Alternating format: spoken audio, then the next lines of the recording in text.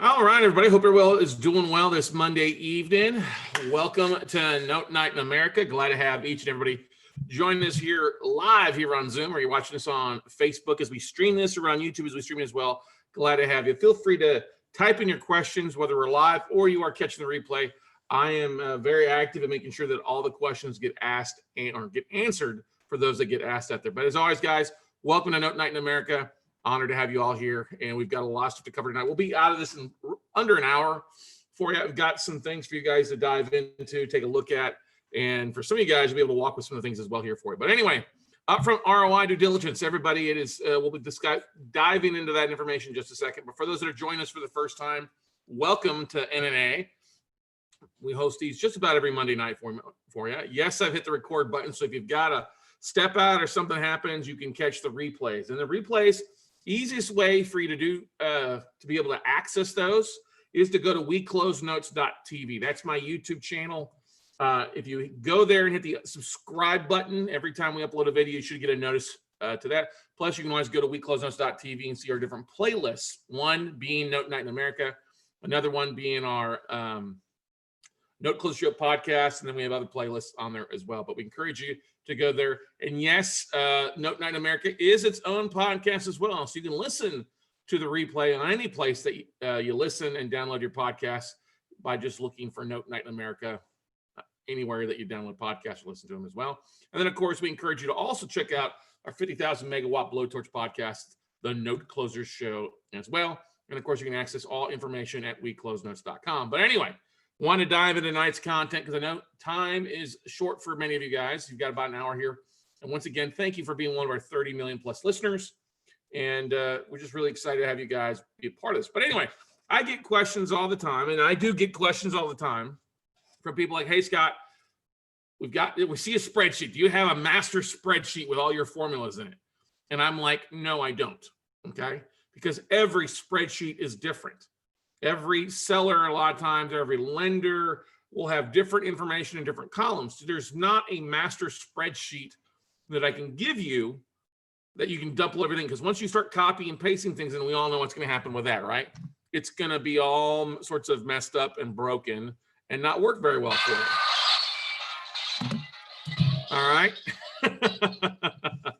So the big thing I wanted to go through tonight with you guys, hey, Charles, hey, everybody, is I want to go through kind of that formula process. And I've actually taken the time to outline basic formulas here that you can, once you've got it, now you can take this and put this on the wall or keep it in your folder or keep it somewhere where you can access it. So as you start getting in tapes, you can start running these columns or running these formulas in your columns so that this stuff runs for you. Now, when I was traveling a lot, my staff was here in Austin, I would give you these formulas, and they could go through and based on some basic information, we're talking upfront ROI due diligence. We're not talking back end. And that's what I want to make a big caveat about for this, is I could give my staff a list of 500, 600 notes, and they would run these numbers, run these formulas in a spreadsheet. It would help them identify the best assets, and they could literally bid on these assets for me without I have to do any work. And so in literally minutes, and I'm not joking, many of you guys are spending hours on per individual assets. You don't know everything. You're still going to have to pull value. You're still going to have to double check a lot of things, but there's not a lot of reason to waste a lot of time doing every little bit of due diligence and then not making bids. And a lot of you, and I hate to say this, suffer from overanalysis paralysis, okay? Where you're overanalyzing, trying to figure every little cost in there, and it's not the case because you don't know which way the wind's going to blow. And a lot of you guys are driving yourselves mad and crazy, pulling your hair out, trying to figure where everything is at, and you just kind of have to take a step back and go from there. So when I look at a spreadsheet, it often feels like, especially if you're dealing on the non-performing side, this is exclusively for non-performing notes, okay? Performing notes, guess what? You pay what it is, you take your payments, divide them by what you're paying for the note, and that's your ROI. Pretty easy to figure out, okay? But as a non-performing note investor, we know the exit strategy can go a variety of ways, whether it gets them reperforming, we can deed in lieu, cash for keys to walk, or we got to go the legal route and foreclose. Then you got to figure out, okay, what happens if I sell the asset? Do I want to keep it or do I want to sell it? Do I want to sell it as an REO or do I want to take the property back and add it to my portfolio? Now, my answer is still depends on a lot of things that's going on, but what I've covered with you, what I'll be covering with you guys tonight is the idea to help you out there. Now, most of our strategies, yes, the buying the notes, the reperforming, the modifications, the trial payment plans, the foreclosures, the deed in lieu, cash for keys, short payout, whatever, all that often falls into one of three basic categories. Okay, all three basic strategies that you can kind of figure in with a formula and adjust depending on the time frame for it. But the basic thing is obviously one, retain for cash flow. And by this, I mean, whenever you get the note reinstated, the borrower starts to make payments, or you start putting them on a trial payment plan, and then you go to a permanent modification. Now, remember, ladies and gentlemen, never go to a modification straight out the books, okay? Straight out of the gate. Always do a trial payment plan for at least 12 months, and then go to a permanent modification. Now, who knows what's going to happen with the tax laws and short-term and long-term capital gains? It could be a variety. But right now, as it sits, if you modify a loan right now, you're going to be taxed on the full UPB, okay? Even if you modify it. We don't want that. With a TPP, a 12-month trial payment plan, that turns into a long-term capital gain versus a short-term capital gain. So something that's very important, okay? Second thing is to take the property back, deed in lieu, cash for keys, or foreclosure, all right, and then sell it. Sell it as an REO, whether it's selling it at the auction or selling it after it's sold on the MLS, okay? And then the third strategy is, what do you do if you don't sell it? Do you want to keep it and take it back as a rental, okay? Now, we're going to cover a couple bonus things in there. What happens on a note sale? What's going to happen on a, how do you calculate that? We'll cover a little bit of the bonus, but for the most part, we're going to cover these three main things. And I am a big advocate. Here's the thing. I am not one of these people that details every little closing cost or every little possible thing on my ROI calculator. That's mind numbing. Okay. Now, I don't even get into that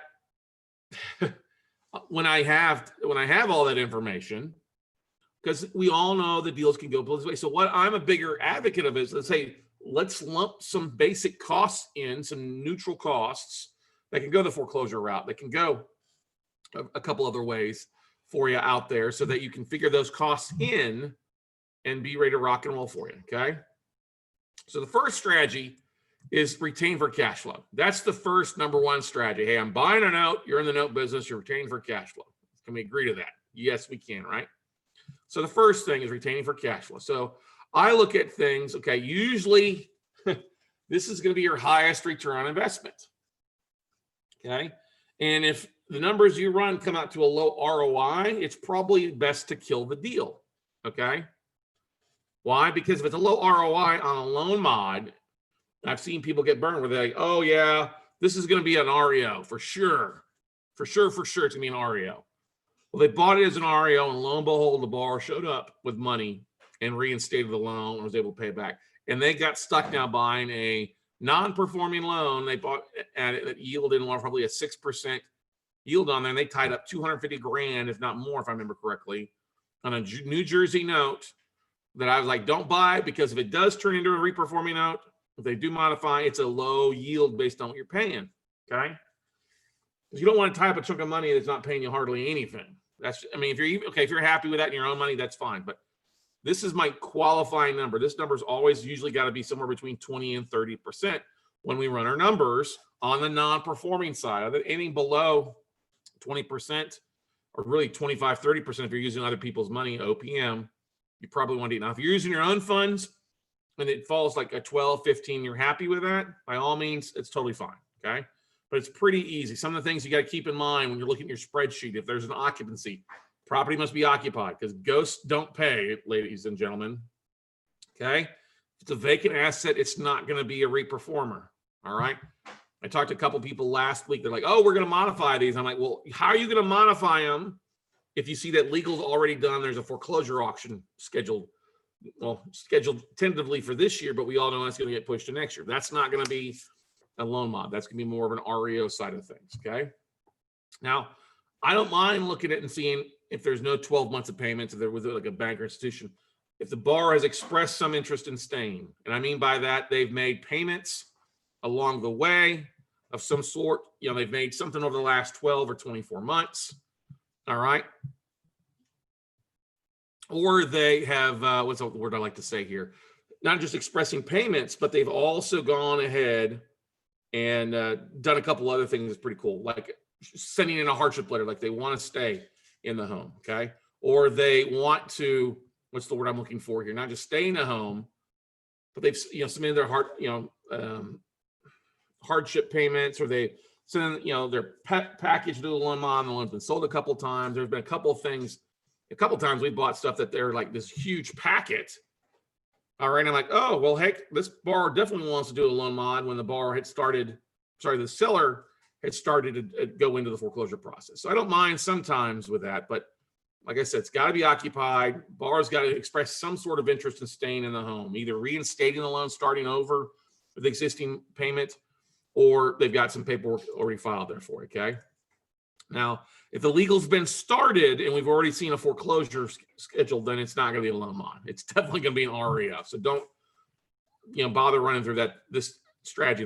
But if your main strategy is you want to buy notes to get them reperforming, okay, then this is one of the biggest things for you. So it's easy to calculate into your spreadsheet, easily to run a couple formulas down and go from there. So the easiest thing I like to do is taking my P&I payment, my principal and interest payment, the P&I, okay?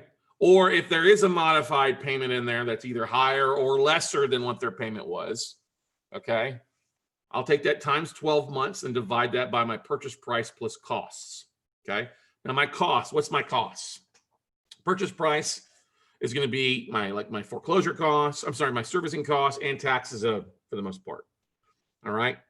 And in the formula there, this is kind of what I have set up for you. So if you take P&I times 12, divide that whatever my purchase price is, okay? Now, if the seller doesn't give you a selling price, then I try to figure, okay, let's go stair-step method. Anything over 50 grand, it's 55%. If it's in the 40s, it's 45% of either the lesser of UPB or value. If it's below 40s in the 30s, 35%. If it's below $30,000 value, it's 25% max. Okay, but if they give us a purchase price, I'm like, okay, I'm going to figure in at least $1,500 in servicing costs, because you're going to figure in for non-performing to be paid for a few months. You're going to have at least $90 a month. There's going to be some recording fees. If they get them to reinstate or start up, that there's going to be some cost, a la carte fees, the servicing fee. And then also if taxes have to be paid. Now, if they're barely behind on taxes, I'm not going to pay the taxes because that should be something that's paid by the borrower, okay? But if I've got to pay taxes to avoid a tax foreclosure, okay, that's when I have to calculate in there, okay? So P&I times 12 divided by your purchase price and initial servicing costs is a purchase price from roughly 15 and then taxes. So that number will give you roughly what your quick fix reinstate mod ROI. Now, what will I do? I will include, like I said, if they give me a percentage, I'll insert a column by the value. All right, values on there, or the UPB, and run my numbers all the way down, okay? I'll do a column, 12 months, 12 P&I times 12, and run that column for 12 months cash flow. And then what I have is my percentage. I'll figure in, I'll run a column for servicing costs, then I can go purchase price plus servicing costs and have that column. That way I can outline my costs. So I may have 4 or 5 inserted columns and then one where I run that formula. This column divided by this column equals boom. And like I said, I want this to roughly be somewhere around 20 to 30% on the front end side. Now, the beautiful thing, if the borrower reinstates with a first phone call or first letter campaign or stuff like that, that's a beautiful thing. Now you may have less than servicing costs along the way, okay? But on the front end side, I know I'm gonna have some servicing costs, boarding and that kind of stuff to figure in, you know, some initial costs for due diligence and that stuff, but that's kind of the rough upfront cost. I'm gonna run it. That's gonna be the first number I run down it, and I want to see somewhere 20 to 30%. At least if I'm using some of these other people's money and they're gonna be 10 to 12, I wanna make sure that I'm at least doubling that somewhere around 25 to 30 on the front end side, okay? And that's where I kind of run a B, okay? Purchase price is the PP is the purchase price, SRV is servicing, and a hashtag is taxes if taxes are owed to avoid a tax sale, okay? That's the main number one formula I'm running down, okay? Now, what happens if they won't play ball with you, okay? Or what if they want a ridiculously low, they want to drop the payment down quite a bit below. Well, here's the thing, ladies and gentlemen, if they're behind by a year, I'm not going to go and I'm going to compare what that principal and interest payment is compared to rent. Now, market rent's always going to be higher. So I rarely will drop my payment down. Okay. I rarely drop my payment down. I'll budge on the back payments, but listen, ladies and gentlemen, you get the PITI, principal and interest, which is when I'm going to see the taxes and escrow. That may not be escrow, or taxes and interest may not be escrow, may not escrow. They still got to pay those. If they can't afford to pay, doesn't make sense for me to be paying a tax bill. I might as well just work to do a deed in lieu cash for keys and move on. Okay. So moving on. Next formula is what's going to happen to take the property back. Okay. Strategy 2 is to take the property back. Now, here's the thing. There's like 3 things. You're obviously foreclosure. You got to go the legal route, or you can do a deed in lieu of foreclosure, or cash for keys. If somebody needs some cash, you can do cash for keys. They all kind of fall in the same thing. Cash for keys is like cash for keys to the property for a deed in lieu. Foreclosure, it just happens. The big thing that I like to do is I like to get rid of anything that's really over a year to foreclose. And that would be your New York, your New Jerseys. I just kind of boot them. I don't buy a lot there anyway. No offense, anybody up there. But if it's a longer foreclosure state, just try to get rid of it for the most part. Okay.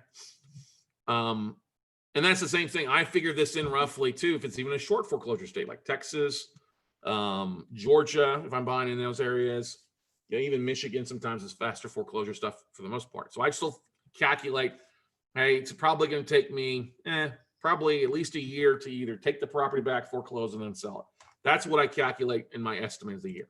Okay. But the most important thing about this on this deal, if you have a spreadsheet that doesn't give you values, I mean, you're not going to pay BPO. You're going to pay a realtor to go out and pull BPO. So you need to pull some sort of estimated fair market value. Okay. Whether you drop it into Zillow or Note Pros or Trulia, or you have a realtor jump on NAR, RPR and pull a property value there. Look, you need to know the value of the property, so put that in there. Okay. I figure in roughly $2,500 to $5,000 in foreclosure costs. If it's a non-judicial state, $2,500. It's a judicial state with a longer foreclosure time frames, less, I figure $5,000.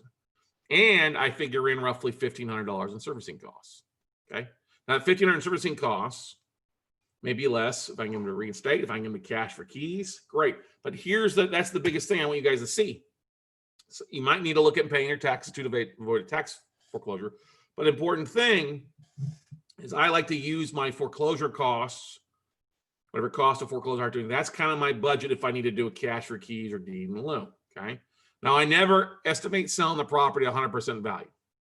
Never going to happen. Anytime you do that, you're over exaggerating. Okay. I'm not going off of repairs too. I'm going off as is for the market value. Now, if it takes a year to foreclose, what can happen in a year? You can have a lot of appreciation. You get some appreciation go up. I agree to that. Right. But I'm going off as is. I'm trying the least valuable, and I'm going to take the value, whatever I come up with the property line. You may look at, Zillow, Trulia, NAR, ePraisal, those online things. You can jump on something like Note Pros that gives you a high, a low in the middle. I'm going to go 90% of whatever number I finalize. Okay. Why 90%? Even if even if it's a beautiful property, you're still going to have probably 10% in commissions and closing costs, CCC. Okay. Plus, if I'm going to list it for sale, even at value, and I sold it like I'm going to have some closing costs lost that way. All right. Because I listed the property. I'm one of these guys that likes to list my assets, my properties at 80, 85 to get a multiple bid offer to get people to bid the property up and have less concessions that way. Okay. But anyway, I figure in, okay, I got my rough value. I'm going to run 90% of fair market value is what my basically sales price net is after 10%. The thing is, I'm always going to run these formulas initially without me having money, based on the basis that I'm not having any money costs. Okay. It doesn't mean if you do have money costs, you need to figure in your money costs and take that off as expense as well, whatever it costs you at the end of the year. But initially with these formulas, it's based on if you're using your own funds to keep it simple. And like I said, my cash for keys amount, if I have to use it, is usually what either my foreclosure costs of $2,500 to $5,000. I've gone up beyond that if I need to, if there's a lot of equity or there's a lot of appreciation from the time that we buy the note to the time that we can do that. Because if you can pay somebody $2,500 now to have them walk away, in a year-long foreclosure state, you just bought yourself a year time frame and can speed up your return on investment by half or 2 times. Okay. I'm always going to assume that it's going to take a year to foreclose and sell, as I talk about. If it takes it longer to foreclose, you got to drag out like 2 years to do that, to rehab it, sell it. You got to figure that into your ROI basically. But we're just assuming for shits and giggles for tonight for a 1-year time frame. Okay. If it is less, if you can get a deed in lieu, foreclose faster and sell it as is, that's at the auction, kudos. That's what I like to do. I'd rather sell it at the auction and not have to worry about listing on the sale. So if you can do it in like 6 months, then what you want to do is take your ROI and annualize it. Assume that you could flip that money twice in a year if you can do it in 6 months. If it's longer, then you want to take whatever your ROI calculates and divide that by 2. If it took you 2 years to foreclose and another year to rehab and sell, okay? Or whatever that number, if it's 18 months, then you divide it by 1.5 to figure your true ROI. So here's kind of the strategy. You take your sales price, and my sales price is not FMV times 90% minus your investment, which is your purchase price with foreclosure costs plus taxes, if you do that, and divide that by your investment. So that's basically net gross minus your investment. That's your net profit divided by your investment. That should equal your net profit divided by your investment. They should give you your ROI. Okay. Now, like I said, does not include your money costs. So if you do have money costs, you'd want to add in your investment, your 12% interest rate, or your split, whatever it might be, into as part of your FC plus taxes or FC plus monthly costs. Okay. All right, moving on. Third strategy is if you don't foreclose, if you don't deed in lieu, or if you do those, but you're like, it's not selling, I probably need to keep it as a rental. But you still need to run this number on the front end, even though you don't like rentals. I still run this number in my spreadsheets just to show like, it does make sense not for me to keep it. It makes sense for me to get rid of the asset and double down, okay? Usually this number, this calculation would be technically the third calculation, and it's always usually the lowest. Now it can be the highest. It has been the highest for me before, especially when back, 6, 7, 8 years ago, when we were buying a lot of really cheap assets, and we were buying some nice assets, but really, really cheap for pennies on the dollar. And when you know you're not going to modify versus foreclose, and it makes sense with a rent rate would be like $1,200, $1,500 a month, and I'm buying like a $30,000 property. Okay, at that point, I'm like, it does make sense to keep it as a rental. Let's look at it that way. But for the most part these days, especially when you start getting above $50,000 in values, especially over $100,000, it doesn't really make sense to keep stuff as a rental, because we know as the price value goes up the property, the rent ratio, the rent multiplier goes down. Okay, poor people pay more for rent. It just is what it is. Okay, so this is the thing. I don't usually want to even think about holding on to a property for rental, but it's really over $150,000, just because it doesn't make sense for me most of the time. And when I'm bought for the asset, and then when I can pay to take the property back and then sell it, get my investment back, and then employ that capital in a couple of ways. Okay, so you got to know what the market rent rate is, and this is a website I use Rentometer. Rentometer is how the guys in Boston call it up there. That's a company from actually Boston. I'm not going to look at the peak. What's the beautiful thing about Rentometer is it's going to give you like a dial, like a speed dial, okay? And you can see how the rent rate falls in. It's also going to give you dots on a map, so you can see if you're on the outskirts of the market. You can actually click on the links and see how that property across the street that they have listed, if it's right in there. I'm going to go right at mid-level. Okay, I'm going to go right about smack dab in the middle. Okay, I'm not going to go peak.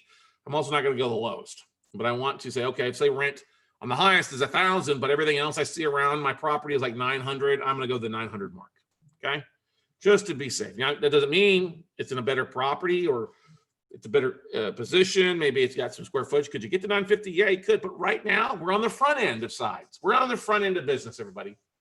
So we're running some just quick numbers that can come in. The reason we run these numbers too, so that when you do get your bids back and they counter or accept, or that you can see how close you are or how far you are from the deal. If they counter back and your numbers are good, don't sit here and try to, I need to take another $2,000 off or another $500 off. Just accept it and get the damn thing closed. Because if the yield's good and you got plenty on the front side, nickel and diming a seller over a $500 tax bill or, even a $1,000 tax bill, a lot of cases, I won't deal, because if I can't make that up in some sort of fashion, I'm doing something wrong. Okay. Now, I'm also going to, in my calculation here for rents, I'm only going to assume that I could collect 9 months of rent. Why 9 months? Well, because there's commission costs, there's vacancy factor, and there's also, you're going to probably have to put some clean out costs in there as well. So anything you would collect in rent, I'm going to figure that's going to go the way of expenses in the first, the first 3 months, and then you hopefully collect the next 9. But what's it going to take you? Remember, I'm talking about the front end side. It's going to take you a year to probably either foreclose and get the property back and get it up to a point where it's either in position to rent. Now, if it's, I don't include appreciation, like I said, or rehab costs, because you don't know if you can rehab that property, but you need to have these numbers in line to look at, see what it is, just in case when they do get a counterback, it still falls in line. So I assume 1 year to foreclose, 1 year to get ready and have it rented for 9 months. Like I said, figure in 3 months of vacancy and rental commissions, costs along the way. I don't calculate what it would take for me to refinance the property out because of a couple of things. When you foreclose, and this is just the shitty thing, I'm just gonna throw this out there, and I had this happen time and time and time again. When you foreclose on a property and you try to go get a loan to pull cash out of the deal, okay? Try to pull 65 or 60% out. The new bank doesn't like doing that a lot of times. They want you to have that property for at least 90 days before they'll give you any type of loan. And usually they're not going to go at 65 or 60, any of that stuff. They're not going to usually go at value. All right. They might go at 50 cents on the dollar, but I don't calculate that in because I don't know your credit. I don't know the condition of the property. I don't know that kind of stuff fully. Okay. So the best that I have found over my 10 years of experience is just figuring it this way on the front end side. Okay. Like I said, this does not include money costs. It's assuming you're financing the whole project yourself. Now, obviously, if you could go get a private money loan from a lender, pull some equity out of the deal from a bank, something like that, that's going to throw your ROI into a whole different face. I'm also not including depreciation and tax benefits in this. Okay. Because we know once you do take a property back, now you can start depreciating it, and that's going to vary on your taxes. I'm not calculating that in here right now because I don't need to go and chase that down the road because I don't know if it's going to get there. Okay. I don't need to sit here and over exaggerate what my exit strategies are going to be. I want to be very simple, boom, boom, boom on my spreadsheet so I can look at it, make my offers. And then when numbers come back, then I can start, as I start doing my due diligence, I start readjusting things. Now I'm good to go. Okay. And if you take a year to foreclose, then you got to rent it for a year, what's going to cost. Then it's a 2 year. You got to take whatever your ROI is divided by 2 years to annualize it properly. So here's what that looks like. Rent times 9 months. So if say rent is $1,500 in a property, 1,500 times 9 comes down to what? 13.5. Divide that by my investment, purchase price plus foreclosure cost plus taxes owed. That'll give me a number. Then I need a number, divide that number by roughly 2 years, okay, to figure out my annualized return over that period. Now, if it's let's just say it took you 6 months to foreclose and take the property back, and then you're renting it out for a year, okay, great. Then you would divide that number by 1.5, okay, whatever it took, okay. If you get a deed in lieu immediately from a borrower, and then you can turn around and rent it in rent shape, I'd say sell it because then you can get your cash back and annualize your ROI back a lot faster. But if you want to keep it as a rental, okay, here. Now, here's another thing too. If you're looking to owner finance the property, you could calculate in roughly the same thing, year to foreclose, and figure out what your P&I payment would be on the mortgage. But I don't like doing that because you're going to see it's a low ROI as well for the most part, okay? Because usually P&I payments are going to be a whole lot less than a rent payment's going to be, and your ROI is going to be even less for you. Now, you've tied up that in a note that you can't, evict. Now you got to go the foreclosure route, and that's not smart to do that as well, okay? So I always say it's best if you can't get the borrower back on track and get them to take the property back to you, foreclose, but don't try to play around with being a property manager. You're in the note business, stay in the note space. Banks aren't in the rental business. They're not in the landlord space. They don't want to be that. They want to be lien lords, not landlords. And the same thing should go for you guys and gals out there too. Now here's some bonus stuff I threw in there. What about selling the note? What can you sell your note for? How do you calculate that really fast? I said, okay, let me do this for you. So you're going to figure in, here's the thing. You need to have some seasoning. You're hearing me talk about seasoning many times. Borrowers got to pay on time for a while. And I don't care if let's say they're a day late on the 30th and pay the next month. If they get missed 1 month, but they make a double payment the next month, I still count that as performing. Beautiful thing about massive management, guys and gals, if you're not using them as your servicer, if they do that, you get 3 payments in a row from a non-performing, no matter if they're still a year behind, but they start paying and you work to get back on that right path, they calculate that as a re-performing note and drop your servicing costs from non-performing to performing note, which can save you a lot of money, roughly about $70 saved on a monthly basis. Okay. So I take 12 months of on-time payments, always going to have a third-party servicer in there. Okay. Now, here's the thing. If you want to figure out, okay, I'm going to take 12 months of payment and divide that by, let's just say 85% of the lesser of UPB or fair market value, whichever is less. Okay. If they owe 150 grand, a house only worth 100, you can't sell it at 85, 150 because the house really not worth that. Okay. You always want to leave the person buying the note from you some equity in there, do if they have to foreclose, at least get that paid back. Okay. So 12 months of payments, whatever the fixed payment is, you can't, here's another thing too. If you're in a trial payment plan, and say the payment plan is $500 a month, but after 12 months, it drops to $450 or $400, you can't sell future payments on something that's expiring. Okay. So you have to calculate it. Okay. It drops to $400 a month after they've been paying $500. So you have to calculate your note sale on that lower amount. Okay. So basically, I want to sell at the higher payment. Great. I want Christmas to be every day and COVID to be gone so I can travel more. Doesn't mean it's going to happen. Okay. Now here's another thing. If you figure that number, like I just said, that first one, 12 months divided by 85% of UPB or FMI, that'll give you a rough percentage. So if you were to take a $50,000 note and sell it at 85 cents on the dollar, that'd be 42.5. Let's say it was a $500 a month P&I payment. 500 times 12 is 6,000. 6,000 divided by, I had this earlier. I should have written it down here. But, so 6,000 divided by 42.5. It's about a 14% cash and cash return. That's not bad. It's a pretty good return. Okay. All right. We always try to see somebody get, it's hard to sell a performing note, especially when you buy it non-performing at a lower interest rate, where it results in them paying more than what the UPB is. You're not going to sell the note above the UPB. Okay. But let's say you want to sell it at a 12% cap rate or a 14% cap rate. And then you would do this. You take the 12 months of P&I divided by, okay, your desired ROI should equal the sales price. Okay. And so there you go.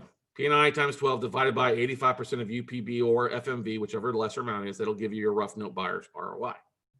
Okay. Oh, we're selling this note roughly at a 12% or 11.7 or 14.5. Okay. Now, if you run this number and you see it's like 20%, you're like, whoa, I'm selling that note way too high. Then you're going to go back and calculate. Maybe you need to roll that. You'd only see that roughly if the interest rate was high. If the interest rate is low, then you need to roll it back a little bit. Say, okay, I need to go to 90. Maybe I get away with 90, 95 and still be a decent ROI to a note buyer to make it desirable to an IRA investor, another investor like you and me out there. Okay. Now let's talk about how would you calculate your ROI from selling a note. Like I said, I'll figure, okay, if we get it back on time and they're paying 12 months, and after 12 months, we can sell it at 85%. What's my profit going to look like? Okay. Same thing. You're going to take your payments that come in, plus basically take your cash in and divide it by your investment. Okay. Your net cash in, your payments plus what you sold the note for, every profit of the note sale, that's your cash in divided by your investment. All right. Now you may also, if you got the bar to bring $5,000 to the table, that would go in your payments, as I always like to say. Okay. Now you may, if you've got a money partner and you're splitting everything, you want to definitely include that. If you're not splitting, that might be your elbow grease for doing a little bit of work by helping make that happen. Important thing, you can't figure out what your note sale proceeds are until you figured out what you sell the note for. So that last step we just talked about is a strategy you've got to go through to figure out. Once again, figure 12 months of payments to make it most seasoned. If you've got money costs to cover along the way from an investor, this does not include that. You still got to figure that as a cost out there. And this is usually going to be your highest ROI back-end strategy. You calculate modified on the front side, which should be pretty good. But when you calculate the note sale, it's going to shoot your ROI sale and definitely your rental sale out of the water ridiculously. Okay. So basically, here's what it is. Your payments, P&I plus 12 months, plus note sale profits divided by your investment. Okay. And once again, if taxes are owed, you're going to pay the taxes. If they're not owed, then don't worry about it. Okay, purchase price plus servicing plus taxes owed. Okay. Now this is the idea that it's a performing note, so you don't have foreclosure costs. You got some servicing costs and some taxes if you've got to pay those for tax sale or to avoid taxes, stuff like that. But literally, this would be basically you carrying payment. You're getting payments for 12 months and selling it at 80, 85 at a year, and it would give you a rough ROI. So if you figure in these columns, some of these you already have. You see P&I times 12. That's one column that's get in there that I use on a multiple sale. And then 95 or 85% of fair market value is another column I run in there. So these same columns that you've included in your foreclosure costs or your servicing costs, okay, and your taxes, those are things that you can just pull off. You just need to know how to set the formula up. I don't run an Excel class. If you need some help with Excel, I would go to lynda.com or the Khan Academy. Heck, you can even go down to FedEx office, and they've often got a laminated Excel spreadsheet formula thing so you can see how to pull it over. But if you know what the column titles are, you can do off of these 5 formulas for you guys to work with. Okay. Now, if you guys are in our WCN crew or you're also in our coaching, guess what? You will be getting an email tonight or tomorrow with these 5 formulas on a PDF for you guys to use for yourself. All right. Have those there. You can have them in a spreadsheet or download. I actually just finished tweaking those right before we got rocking. Well, I realized the last one actually had a wrong formula in there for us. So, but that's it. I mean, don't get me wrong. Your upfront due diligence, guys and gals, is not meant to be with a magnifying glass. Okay. Don't suffer from overanalysis paralysis. It's not smart. It never ends up working out in the back end. So you always figure in 80, 85% to sell what you're going to net on a note sale or a foreclosure. All right. Sometimes it's been less. Most of the time it's been more than that for us, but that's where I figure in. I don't figure 100 because I'm going to always end up being disappointed at 100. And that's the problem that a lot of banks run into. And this comes from the mortgage broker in me. Whenever I was doing loans, stuff like that, banks always figure out values and cash flow. It never comes in that valuation. It's always below that in some sort of fashion, cap rates, because there's just a vacancy factor and other things that happen.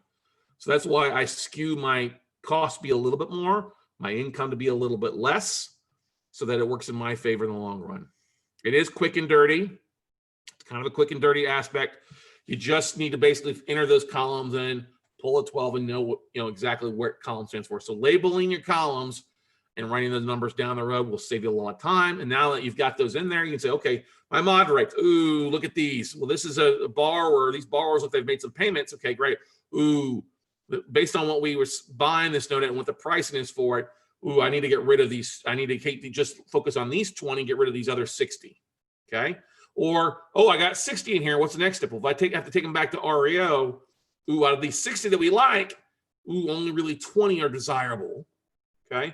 Let's get rid of these other 40, but these are the top 20 to focus. And if you enter these in and get rock and rolling, you could literally basically be able to make bids on hundreds of assets or a big portfolio of the assets in just a few minutes or an hour or two. And I think this is one of the things that separates a lot of our high-end coaching students in our masterminds. We go through this like, listen, don't sit here and overanalyze. Don't look at every little detail. If you spend time on your ROI calculator and have everything on the front end, it's just a waste of time. And it will be more confusing because then you're like, well, what if and what if and what if? And I'm like, just give me 3 columns so I can look at it. Oh, is it gonna be good for a mod? Check. Is it gonna be profitable if I have to foreclose? Check. All right. Is it profitable? Is it rental?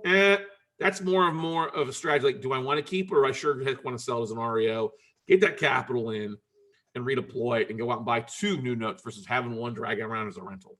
Okay. If you're buying condos at pennies on the dollars, it makes sense. But if you're still having to pay, you're seeing property going for 60, 70. When you start getting above that 50% point in paying for assets, it really doesn't make sense to keep things for a rental, especially if it's a longer foreclosure process besides what it is here in Texas or Georgia and some of the other fast foreclosure states. So, all right, quick and dirty for you guys. That's what it's there for. I want to remind you a couple things. There are 3 upcoming events here, kind of 3 events that I want to make you guys aware of as we get to the last 6 weeks of 2020. This Friday and Saturday, our good buddy Merrill Chandler is having his Get Fundable Bootcamp, the last one of the year, I'm told. I just talked to him at 4 o'clock today. This Friday, Saturday, tickets start at $97. Well worth it. Everybody that's been through it before agrees it is one of the most powerful things, and especially if you're looking to raise capital or looking to get lines of credit or helping out your business. You have a new LLC, don't know exactly how to season it to get your bank to get excited about you. You should. This is one of the 2 classes that I require. I can't really require, but I require them as fundamental things for you guys to do. I think it's one of the most important things you do. I don't get paid for that. Merrill is a good friend and a good buddy. But getfundablebootcamp.com. Get signed up. It's this Friday, Saturday, I think from 9 to 5. The website shows it all at getfundablebootcamp.com. This Saturday, we do have our final Note Weekend training of the year. Hard to believe, man. Yeah. Saturday, November 21st, this coming Saturday. Is that the 21st? Yes, today's the 16th, so it'll be 5 days from now. NoteWeekend.com, guys. If you go to NoteWeekend.com, you'll see the itinerary. Really just excited about this. You get a 34-page manual with it. It's your first time on Note Night in America. You've never been through one of my trainings. This is a great way to see if I'm the right type of learning that you like to learn from me. But as people will call it, or I should say, as Bill Grusmere coined it, it is the Cliff Notes version of our note training. So 9 to 5, it is recorded. You get the replays. You get over $1,000 in other bonuses with the Bar Financial List and some other things thrown in with it as well to help you in detail. You get the replays of the events. So we can't make it all 8 hours or 9 hours or whatever. You can catch the replays on Sunday. But noteweekend.com, it's $49, very affordable, cheap. And then we also give you a discount towards our next class, which is our 3-day class, which is our Note Buying for Dummies workshop, or virtual note buying workshop. That's December 11th through the 13th. This will be the last workshop of the year. That's the second Friday, Saturday, Sunday of December. So it's a good 2 weeks before Christmas. Good way to learn and tap into it, because we should be hearing back on that Tuesday, the following Tuesday, where the market's going to go. Are they going to extend it? Are they going to delay it? Hopefully we'll hear it on the 11th of what their plans are to do on the foreclosure and moratorium eviction. But this comes with over a 300-page manual and over $1,000 in bonuses. This is a little bit more costly. This is $599. That includes you plus a spouse or partner. You also get the replays of the previous event and some other bonuses. But this one, you can get signed up for it at notebuyingfordummies.com. If you go through Note Weekend and use the code weekend, you'll knock $99 off of this. So you can get it even $500 versus $599. But you've got to go through Note Weekend first. Great starting point, great way to learn and get rock and rolling. Yes, if you can't sit through 3 days there, it is recorded so you can catch the replays later on. So any questions, any comments, any concerns tonight for you guys? Once again, this Friday, Saturday is the Get Fundable Bootcamp. This Saturday is Note Weekend. Yours truly teaching that for a 1-day kind of intro course for you guys. And of course, we have our virtual note buying workshop, as many people attest. I call this the biggest bang for buck in notes, because we go through so much information, a full day on finding deals, a full day on raising capital and marketing, and then a full day on the exit strategies and putting systems in place for you. Okay. Maurice Morrison, do you have a question? I see your hand was up.